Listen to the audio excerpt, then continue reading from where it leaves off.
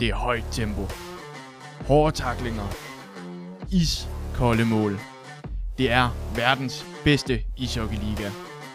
Velkommen til NHL Alliancen. Mit navn det er Michael Damsted, og jeg er din vært.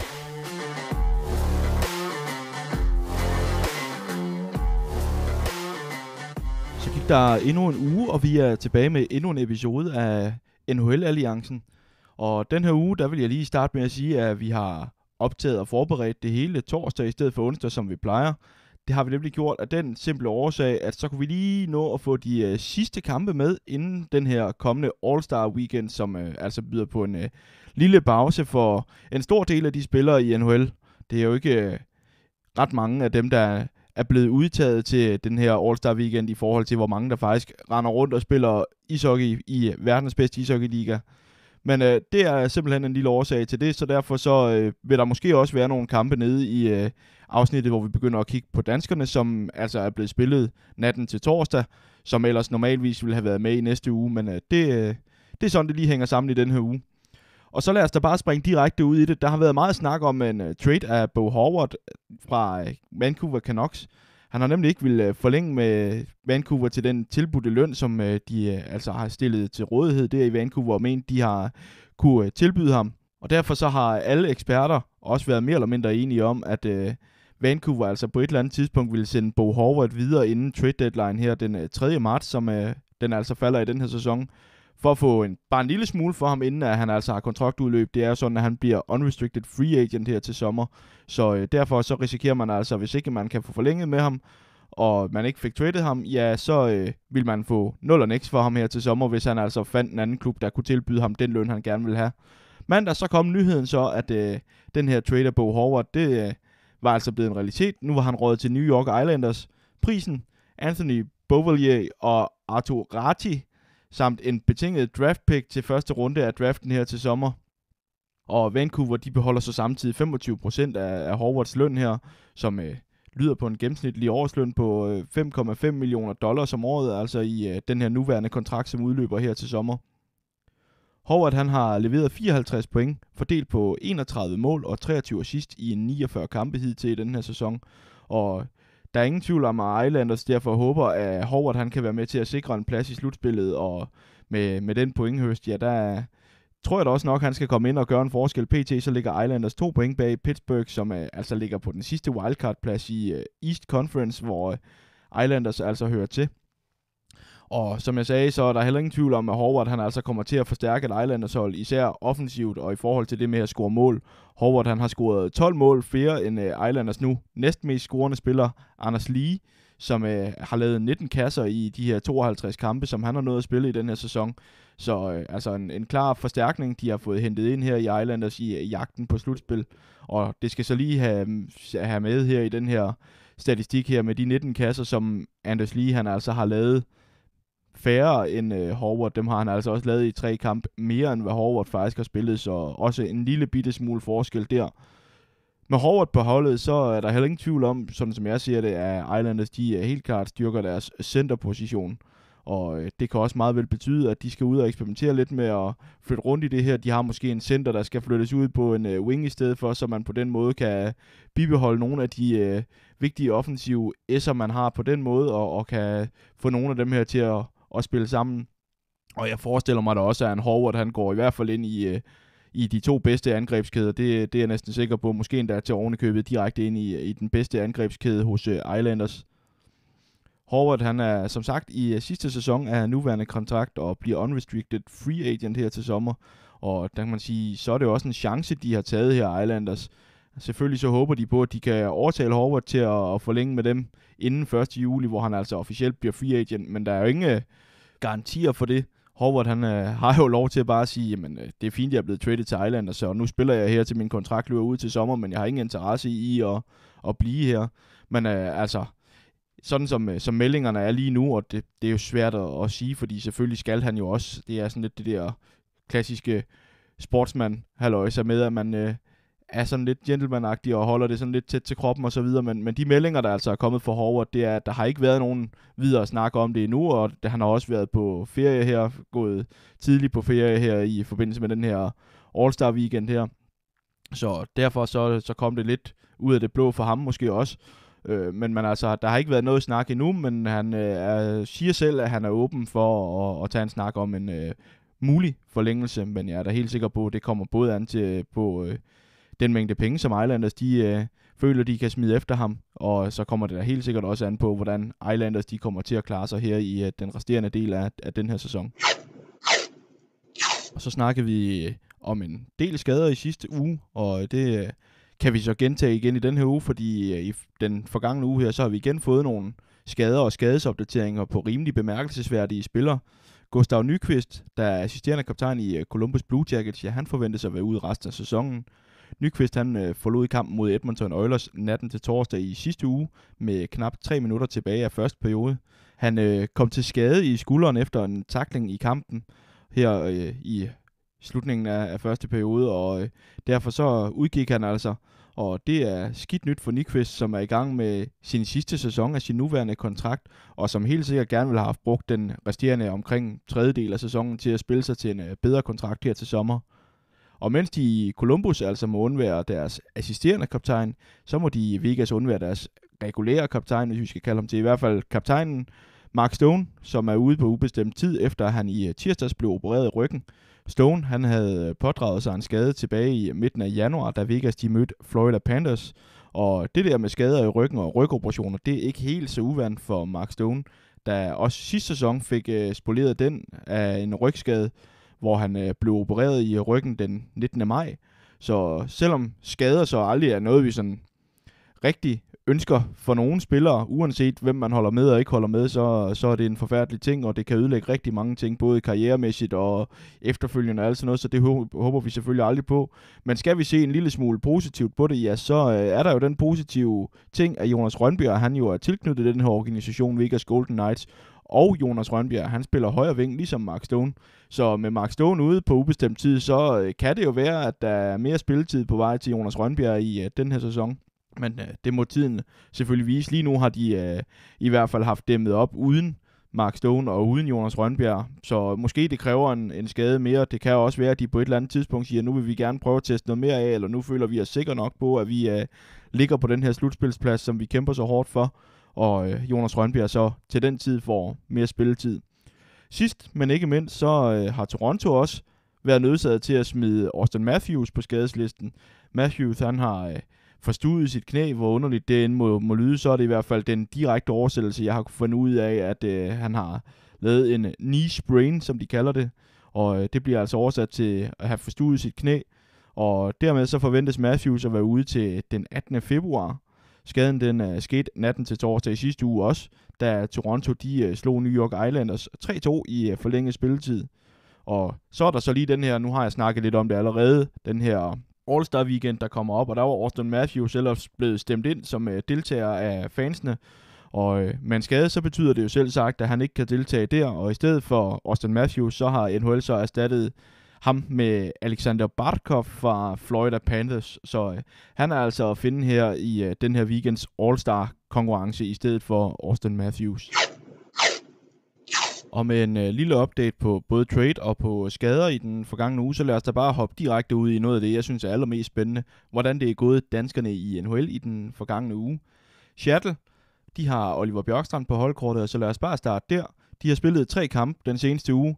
De slog Vancouver 6-1. Her scorede Bjørkstrand 2 mål.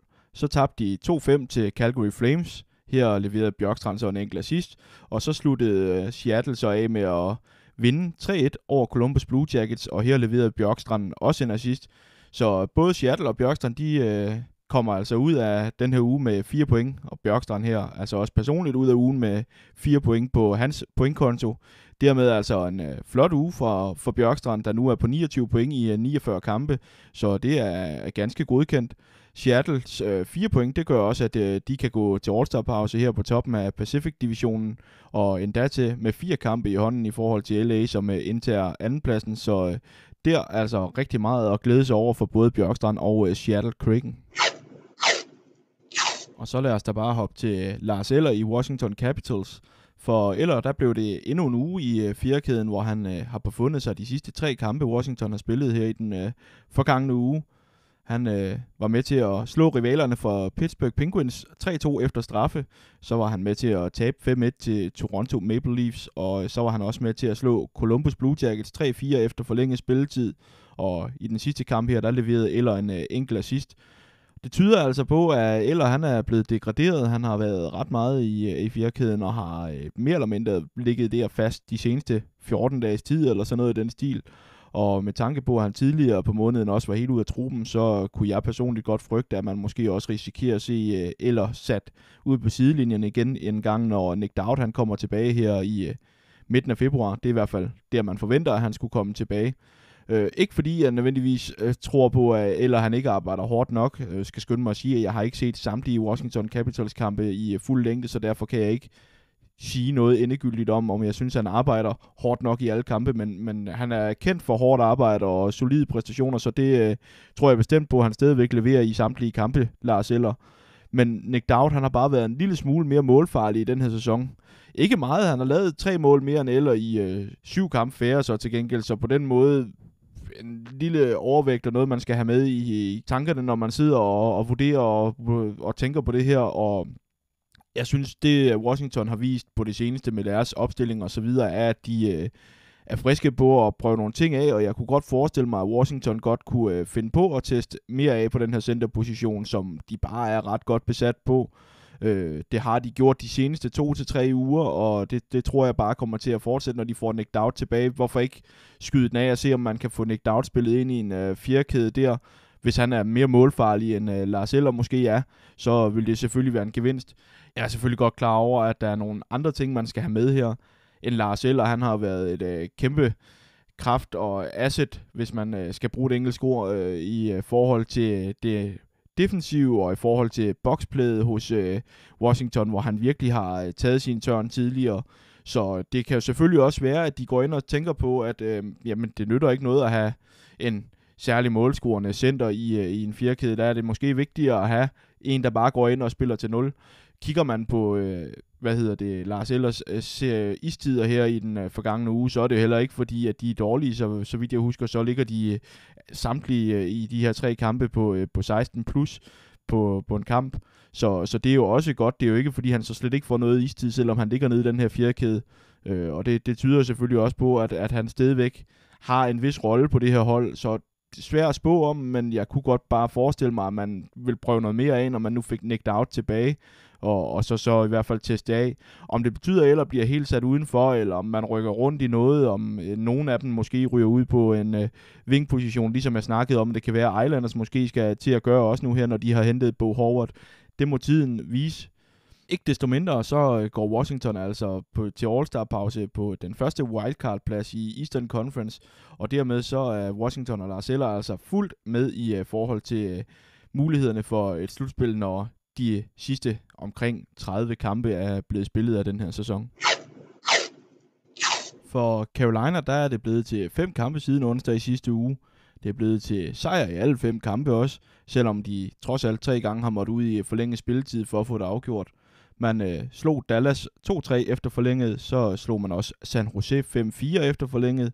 Så slog man Boston Bruins 4-1, og det er meget flot. Det var det første hold, der var over 80 point i den her sæson, Boston Bruins. Så en god, solid sejr der for Carolina, som altså kæmper med dem om at ligge nummer 1 i ligaen. Så slog man også LA Kings 5-4 i forlænget, og så vandt man 1-5 over Buffalo også til at slutte ugen af på her. Andersen han startede ind i kampen mod Dallas og måtte så lade sig udskifte efter første periode. Så var man lige i tvivl om han skulle til at være skadet igen, Frederik Andersen der, men så sad han allerede på bænken 2 dage senere mod Sharks, og så var han så tilbage i kassen i kampen her mod både Boston og mod LA. Så det var rigtig dejligt med danske øjne, og jeg er helt sikker på, at Carolina også synes, det var rigtig dejligt, at Frederik Andersen altså bare lige måtte ud og sidde et par perioder, og så lige sidde næste kamp over, inden han altså var klar til at stå igen. Frederik Andersen, han stod en rigtig, rigtig god kamp mod Boston, hvor han kun lukkede et enkelt mål ind på 25 skud, og stod med hele 96% i redningsprocent, så en rigtig, rigtig flot kamp af Frederik Andersen der. Ellers så har han måske ikke haft en vildt prangende uge, Han leverede en redningsprocent på 66,7% i den ene periode, han altså stod mod Dallas, og så i kampen mod LA, der var han helt nede på en redningsprocent på 81, fordelt over en hel kamp der. Så ikke vildt prangende for Andersen ellers, bortset fra en rigtig, rigtig flot kamp der mod Boston. Og det skal så også siges, at i de 2 kampe, hvor han leverede ringe redningsstatistik, der var det heller ikke, fordi han blev skudt i stykker. Han nåede at få 6 skud imod sig i den ene periode, han stod mod Dallas, og så 21 skud imod sig i hele kampen der mod LA. Så er det også klart, så skal der heller ikke så mange mål til, før det hurtigt tæller ned i en redningsprocentstatistik der. Med 10 point ud af 10 mulige i de her 5 kampe, som Carolina har spillet herop til All-Star-breaken, ja, så har Carolina altså slået et hul på 8 point ned til New Jersey Devils på andenpladsen i Metropolitan-divisionen. Så alt mulig grund til optimisme og jubel og glæde her i All-Star-pausen i Carolina Hurricanes. Den sidste dansker, der har fået spilletid i den forgangne uge her, det er Nikolaj Ehlers. Ehlers og company, de har spillet 3 kampe siden onsdag i sidste uge. Man tabte 2-3 til Buffalo, og så tabte man 0-4 til Philadelphia.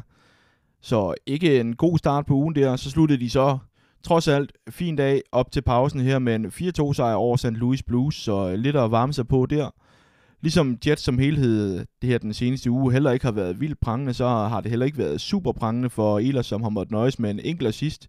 Men kigger man på hele hans sæson indtil videre, altså, så har det selvfølgelig været sur røv, det her med, at han har været skadet i en stor del af det, men han har altså rigtig, rigtig flotte tal. 4 mål, 14 assist, altså samlet 18 point i 16 kampe den her sæson, så det kan hverken han eller vi, hvis rigtigt tillader os at brokke os sådan for alvor over. Jets, de går til All-Star-pause på andenpladsen i Central-divisionen, blot et enkelt point efter Dallas Stars, og så har de altså samtidig et hul ned til tredjepladsen på 7 point, så altså også rigtig gode tegn i Winnipeg Jets, hvor det altså begynder at lukke deres slutspil for Ehlers og company, selvom de altså stadigvæk har 30 kampe tilbage her af grundspillet, der skal spilles også.